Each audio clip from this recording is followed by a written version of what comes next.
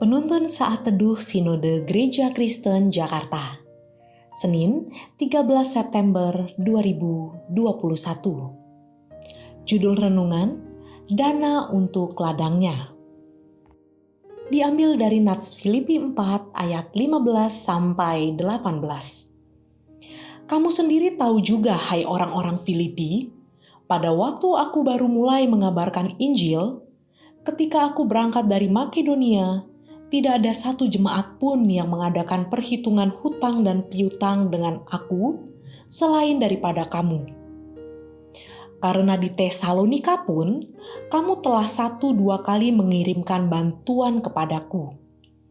Tetapi yang kuutamakan bukanlah pemberian itu, melainkan buahnya yang makin memperbesar keuntunganmu.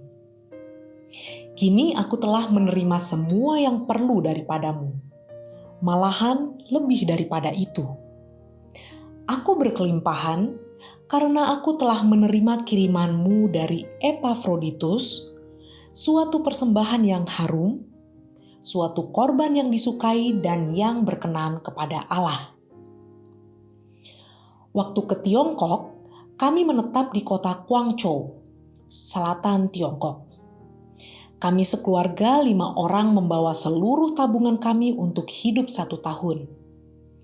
Biaya hidup di Guangzhou cukup mahal. Kami berangkat tanpa dukungan gereja dan badan misi. Kami mau belajar hidup dengan iman. Harus sewa apartemen, menyekolahkan 3 anak dan biaya operasional lainnya, ternyata tabungan kami cukup untuk hidup 10 bulan saja, bukan 1 tahun. Saya sempat bergumul dengan kondisi ini. Namun, ketika kami mempercayakan diri kami kepada Tuhan, Ia memelihara dan mencukupkan kebutuhan kami dengan caranya sendiri. Kami mengalami Tuhan selama melayani di Tiongkok. Tadinya biaya hanya bisa hidup 1 tahun, ternyata kami bisa hidup dan melayani sampai 4 tahun. Paulus dalam pelayanan pengabaran Injil ke berbagai tempat juga bergumul dengan kebutuhan dana. Untuk memenuhi kebutuhan hidupnya dan teman-temannya, ia bahkan harus bekerja sebagai tukang tenda.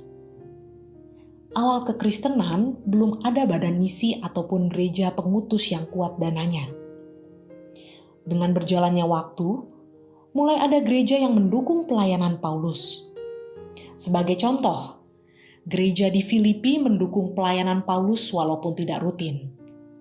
Namun bantuan itu sangat berarti bagi Paulus. Ia menyebut bantuan itu sebagai sesuatu yang harum bagi Allah. Dengan demikian, ia bisa fokus dalam pelayanan pengabaran Injil tanpa kekurangan dana untuk biaya hidupnya dan rekan-rekan yang menyertainya.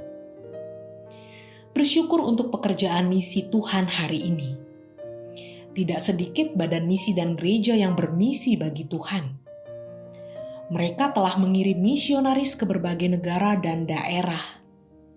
Mereka juga yang mendukung kebutuhan hidup para misionaris. Bersyukur kepada Tuhan, ada semakin banyak anak Tuhan yang bersedia memberikan persembahan mereka untuk mendukung pekerjaan misi. Sebagai orang yang telah ditebus oleh Kristus, mari kita juga giat memberikan persembahan misi.